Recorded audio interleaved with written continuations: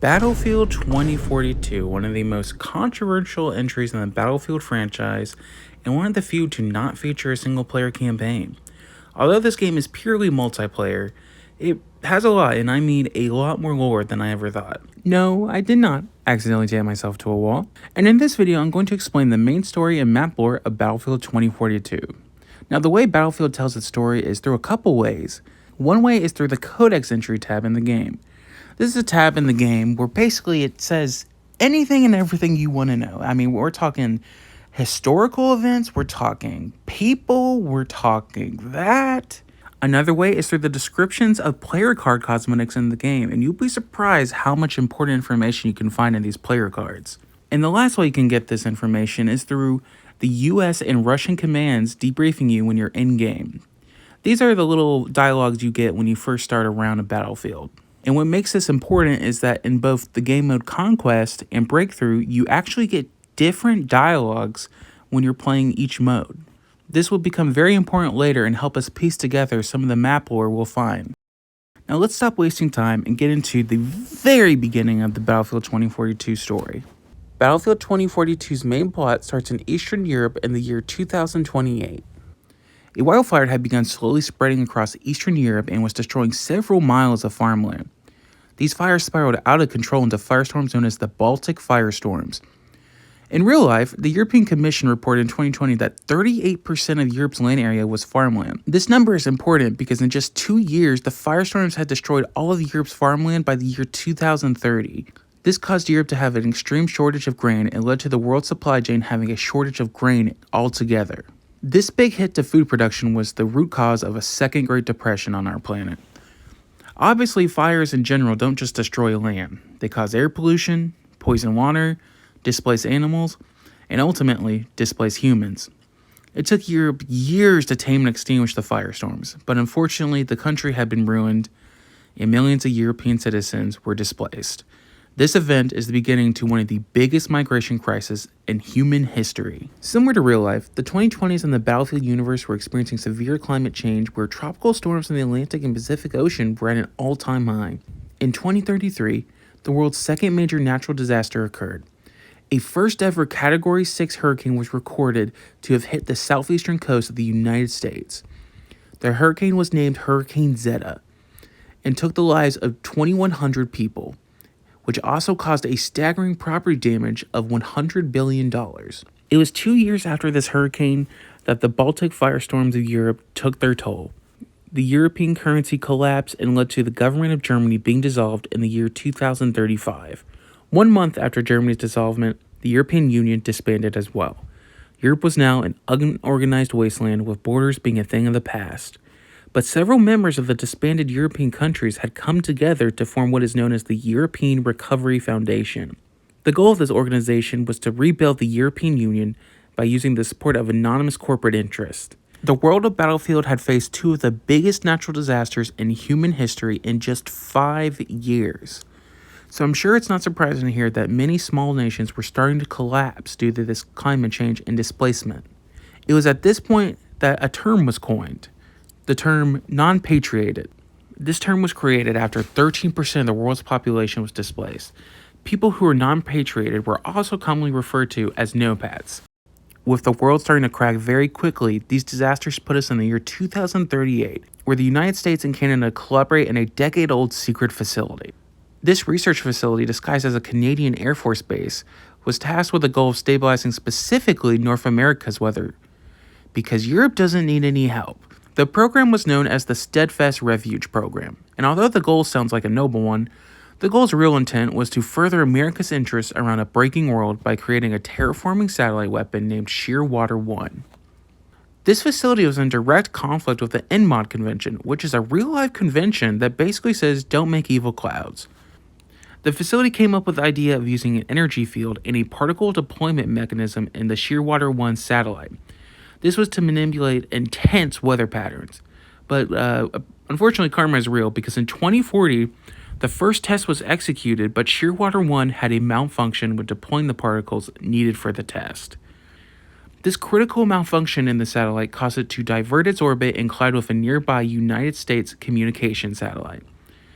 This ginormous satellite crash in orbit caused an insane amount of space debris to ravage Earth's orbit and destroyed 70%.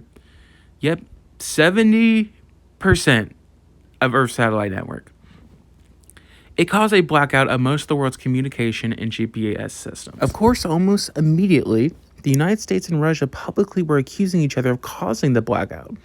This tension and further collapse on humanity's infrastructure led to the existing tension between the US and Russia to break past just mere border conflicts. At this point in the timeline, we are officially in the gameplay of Battlefield 2042, meaning we'll be looking at the maps of the game that have direct roles in the story. Before we get into our first map, I should introduce you to one of the most important characters in the plot. His name is Commander Oz. This isn't his actual name, but rather a codename for him. His name is a complete mystery, actually. I don't think anyone actually knows. Okay, it looks like it's been on the wall the entire time. Huh. Yeah, okay. Commander Oz is the leader of the largest NOPAT force on the planet and has one single goal, which is the only way for the non-patriot people of the world to find a place, and that is to destroy the world's last superpowers and create an actual safe place for them in the world. I want to also at this point bring up a multinational NOPAT group known as the Dark Market, which is a very scary name, and I won't lie, I kind of shivered a little when I first read it. But this group is pretty much what you're already thinking. They sell contraband weapons and products and unlawful services. They're just a black market. Now, the Council of the Dark Market consisted of 3 leaders, and I want you to go ahead and guess who one of the leaders is. Well, if you guess the main Battlefield 3 campaign protagonist, Henry Blackburn, you would be correct. Insane lore aside about that, the group has the same goal as Oz, which is to take down the existing superpowers for their own needs. And I'm sure you've been doing a lot of thinking, I'm not going to lie, but I'm sure you're thinking, what is Oz and the Dark Market's plan to do this? How are they going to take down the superpowers? Well, this is one of my favorite parts of this story, and it's through a little something called manipulation. We will quickly see how this strategy plays out later. But now that we have discussed the events that have led us to the 2042 wars, let's get started on the main plot of Battlefield 2042. The beginning of our main story begins in the Battlefield short film Exodus, where we see fan-favorite character Irish that has left the United States military and is now a NOPAT. Under orders from Oz, Irish is here to pick up an intel drop, except the informant is killed by none other than Clayton Bukowski, aka our other fan-favorite from Battlefield 4, Pac. Irish takes Pac aboard the Exodus, a general-purpose combat ship owned by a NOPAT group filled with refugees and Irish's kid, and gives the intel drop to his second-in-command, who confirms the contents of the intel. The intel tells us that Oz plans to retrieve Shearwater 1, a weaponized satellite falling from orbit that we will discuss in just a minute here. This scene also shows that one of the satellite's names is Pickle Rick, so that's a fact you know now. Oz's Condor team is coming to pick up this intel, but now with content revealed, Irish no longer believes Oz should get his intel. The approaching Condors open fire on the Exodus since Irish and the ship itself have changed course. A battle ensues and comes to a halt when Oz gets desperate. Irish's kid is taken hostage by one of the soldiers to force Irish to give up the intel. Irish gives up the intel, but Oz had no intent on freeing his kid, and right when the trigger was being pulled, Pac takes the shot and kills the soldier, freeing Irish's kid. Unfortunately, this led to some unfortunate results. No! The battle ends, and in Battlefield fashion, Irish takes our fallen soldier's dog tag. Now with no ties to Oz, Irish calls on other NOPATs to aid him in the upcoming battle for the satellite. Our first map in the story is the map Exposure, where Oz learned from the intel obtained from the Exodus that the United States was developing a terraforming weapon. Using this intel, Oz had located the facility in the Canadian Black Ridge Mountains that had felt the effects of climate change when a landslide destroyed part of the facility, leaving it vulnerable. Oz wanted this terraforming weapon to use as a tool to rehabilitate what was left of the world's arable land and give the NOPATs a louder voice towards the world's remaining superpowers. Russian forces had found out about this weapon as well, and accompanied Oz on the assault due to similar goals. The attack was of course a success, and Oz obtained the data relating to the Shearwater 1 satellite, but also secured the cooperation of the program's lead scientist, Dr. Voros. They agreed to recreating the Shearwater satellite, except this time it will actually be for the betterment of humanity. Our next map is Hourglass. Set in Doha, Qatar, sandstorms ravaged the oasis-like city and was quickly evacuated. Qatar and its economy were being torn from these storms, and shortly after the city was evacuated, Qatar declared itself as a failed state.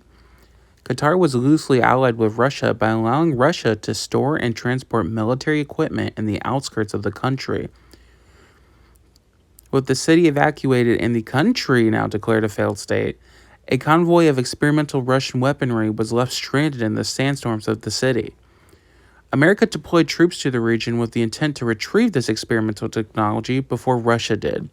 America found out about this through an intelligence leak that is up to your interpretation on who leaked this information. This disintegrating borders part is another reference to countries falling, such as Qatar falling from the sandstorms. With Russia having a route, deployed troops, and being active in a failed country, it's safe to say that Forsec was present in Qatar during this time. An intel leak can go about many ways, and be as small as talking just a bit too loudly, so if the leak was from the Forsec group, it's most likely an unintentional leak, rather than a NOPAT leak that 9 out of 10 times is intentional. Now, American forces aren't coming to Qatar in a race against time to retrieve Russia's experimental technology before Russia can. Although the soldiers in the battle are told this, the real reason America is in Qatar is because Doha is the city where the Shearwater 1 satellite is projected to crash land. America is really racing to the city to cover up their secret, and I researched all I can and even made a Reddit post asking for help a week or two ago now, but I couldn't find any solid information on who retrieved the Shearwater 1 satellite, but I'm 100% sure it's the United States that retrieved it. The next map for our story is the map Spearhead. In this map, Commander Oz and Dr. Voros secured an agreement with military vehicle and weaponry manufacturer Nordvik. This operation consisted of the cooperation between Nordvik and the NOPATs constructing a new satellite system. But unfortunately, Nordvik wasn't a neutral party in the war as they claimed to be. The manufacturer actually was one of America's top supporters, and whispers of Operation Silver Spear made their way to the CIA. A CIA agent called Agent Wolf, which is the most CIA name I have ever heard, immediately saw Oz as a terrorist, making a weapon to weaken the United States.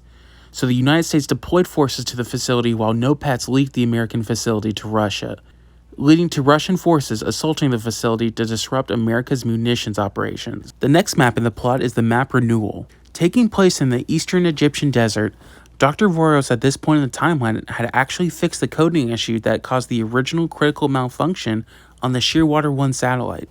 With this coding issue now resolved, the now labeled Shearwater 2 satellite was ready for its first field test taking place in the desert. A biotech company named Sensico Architect had an existing facility in the desert that was used for the test, and with breath held, the Shearwater 2's field test was a complete success. The satellite created an enormous storm that brought rainfall the desert hadn't seen for centuries.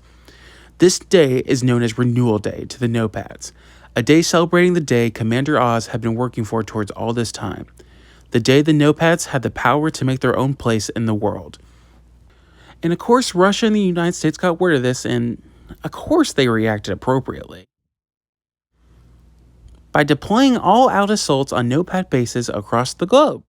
When it comes to the public politics of the battle between Russia and the United States on this map, the research facility and the Egyptian government are actually allied with Russia.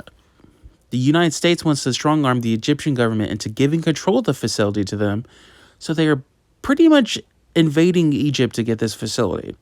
This gets even worse considering the United States actually lies to their soldiers, which isn't the first time in this game, by saying that Russia seized the facility and the United States is defending it from the Russians. Which, obviously this is crazy considering Egypt literally called Russia to come take care of them, but you know. The next map in our story is the map Flashpoint. Taking place in Richtersveld in the northern Cape of South Africa, an abandoned rocket fuel facility is in the middle of a race against time between NOPATs, Oz, Russia, and the United States. Commander Oz chose this facility as the final step in his goals, not because of its resources that can be used in a rocket launch, but more so because Richtersveld is the home country of Commander Oz. As everyone battles in the fight that will decide the satellites and potentially world's fate, Our friend Agent Wolf has been actually busy organizing an assassination team that is pursuing Commander Oz. They do catch up to Oz, and although they injure him, he survives the attack, and his team even wipes out Agent Wolf's CIA team. Meanwhile, Eastern and Western sides were gunning for the satellite and to capture Commander Oz, dead or alive. But nopads both at the facility and worldwide were fending off the forces thrown at them and ultimately ended up defeating the superpowers.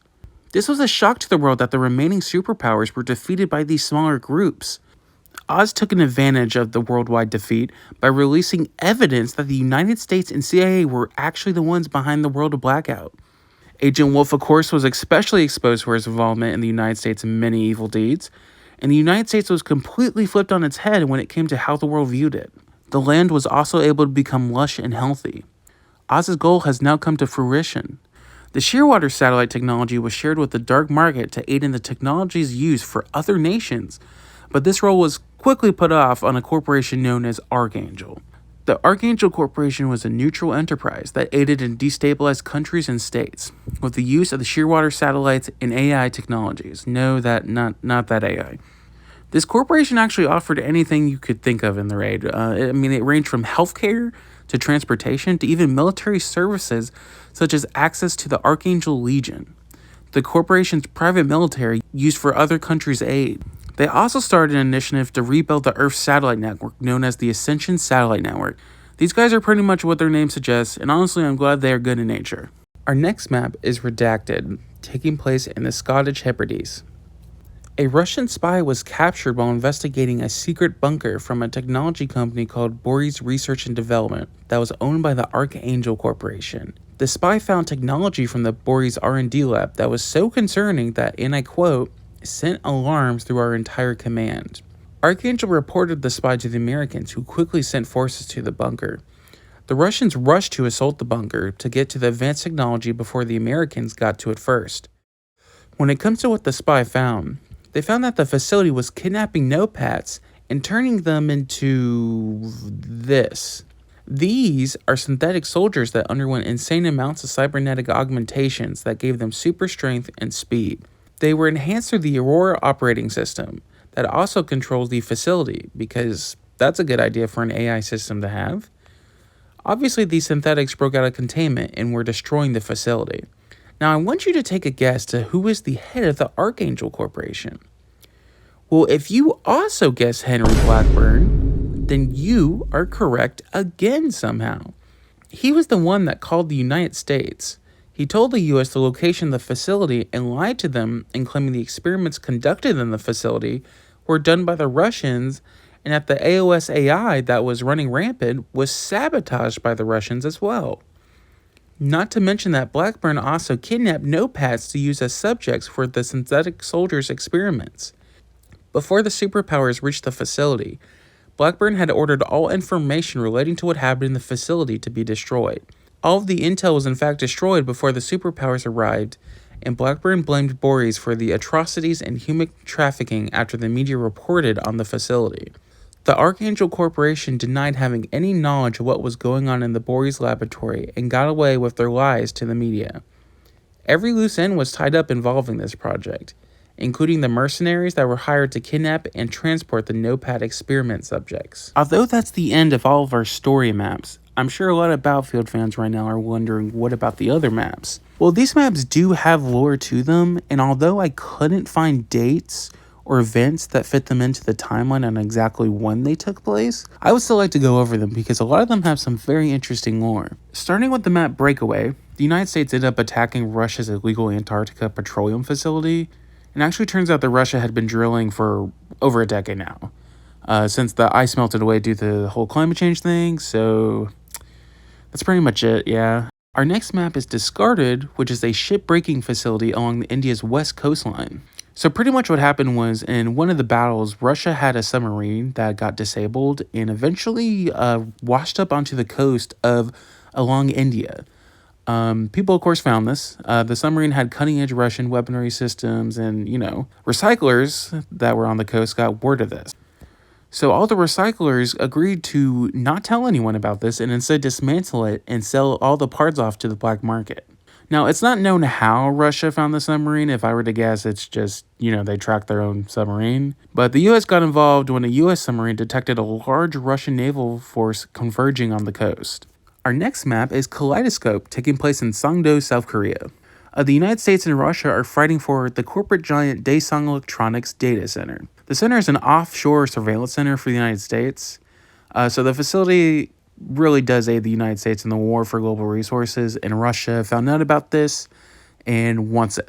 But something worth to note is I don't know what this is intending or inferring to, but in the voice line, it does say that there's something on the servers that we don't want to know about. We've got an emergency. Russian troops are moving in to secure a data center in Songdo, South Korea. You don't want to know what's on those servers, but they're vital to American operations in this region. One of the more well-known maps, the next map we're looking at is Orbital. Taking place in Konaura in the French Guiana, this satellite launch station that was used internationally was abandoned after several states and countries failed. The United States started using this facility again without anyone knowing, though. The US wants to relaunch many satellites after the blackouts, but Russia found out that the United States has a prototype weapon on one of these satellites they want to launch here. The Russians attack on launch day to prevent the launch, but the United States is claiming that the facility is theirs, and it seems that they actually have no response to the claims of a secret prototype weapon. The next map up is Stranded, taking place on the Panama Canal. It was a little difficult researching into this one because a lot of the information was just flat out confusing, or I just kind of had a hard time understanding it. But it kind of goes like this. The Panama Canal has dried up due to climate change, leaving many boats full of cargo in a giant desert. The United States found out that Russia has multiple outposts and a base of operations in the canal. The US contradicts themselves by saying what Russia is doing is in violation of multiple treaties, but the United States is also going to push Russia out to establish a foothold in the area for themselves. This battle was primarily battles by nomads from both sides. The United States started invading by taking rebel outposts and even ambushed a Russian-guarded trade caravan. Russia, of course, got word of this from the rebels, and a battle quickly ensued. Our next map is Manifest, taking place on the Brandy Island of Singapore. The United States is illegally deploying forces into the island while Russia defends Singapore from the invasion. It has become one of the last biggest shipping ports in the world. When sea levels were drastically rising originally, the Singaporean government combated the climate change by building a seawall around the port to shield it from the ever-changing ocean waters. The United States claims that Russia is taking advantage of the port while Russia is actually defending it to keep the country independent, specifically its port. Before we discuss the next map, there is one more group we should discuss called the Thousand Petal Coalition. This coalition started out as separatist groups from several nations in Asia with the goal of re-establishing each nation's role in the new world Oz was building. Although I couldn't find the details, for some reason, every country in this coalition was denied access to the Shearwater satellites, and if I had to guess as to why, it would be that Oz believes the old world should be left behind. And that includes old world politics, which heavily includes the abandonment of old world border policies. Separatist ideology would heavily oppose the New World vision, so I believe the denial of these satellites would have to be the founding in this thinking. This is important to note because the denial of world technology obviously made the coalition very angry. The coalition grew to include militias around the world ranging from Europe to South America to ensure their country's survival. The coalition grew into a conclave and formed a leadership council consisting of a leader from every country part of the conclave. The group organized with their militias and initiated coups in their countries. The formation of the group was then officially announced to the world, and from the world's perspective, seemed like a legitimate formation rather than the coordinated one it truly was. With this reveal, the conclave chose the name Thousand Petals Coalition. A lotus flower with 3 petals about to bloom was their flag. The name and symbol of the lotus represented spiritual enlightenment and hope for a prosperous future to the coalition. The Thousand Petal Coalition, which we'll be referring to as TBC from this point forward, was similar to Oz's nation, with the goal of a better humanity, but believed they themselves were the path forward and would use force to carry out this ideology. TBC allied with Russia, which obviously made the member countries skeptical of the coalition's goals. But the TPC quickly explained themselves to the conclave within that the alliance was to give the coalition the chance to infiltrate Russia and eventually take over Russia through turning their forces to the TPC. And our final map of the video is Haven, taking place in the Atacama Desert in Chile. All of Chile's aquifers have gone dry, and the last aquifer is being protected by the United States for the local militias occupying the area. The aquifer is even more important considering it's used for the entire population of the desert. Although the US is aiding in keeping the aquifer's water clean, the real reason for the US protecting the water source is to monopolize on the aquifer and mine lithium out of the area to be exported to the United States. The TPC got wind of this operation and notified Russian forces to support their assault on the occupying American forces. Their goal is most likely to seize the American lithium mining operation and recruit the local militias into the TPC while taking control of the aquifer. That concludes the story and map lore of Battlefield 2042. I thought this would be a good video to make with Battlefield 6 being less than 2 weeks away. I really do hope the Battlefield 6 campaign is good because I'm sure I'm not the only one missing their style of campaigns. But thank you all for watching, and remember, press that subscribe. Wait, am I taped to the wall again?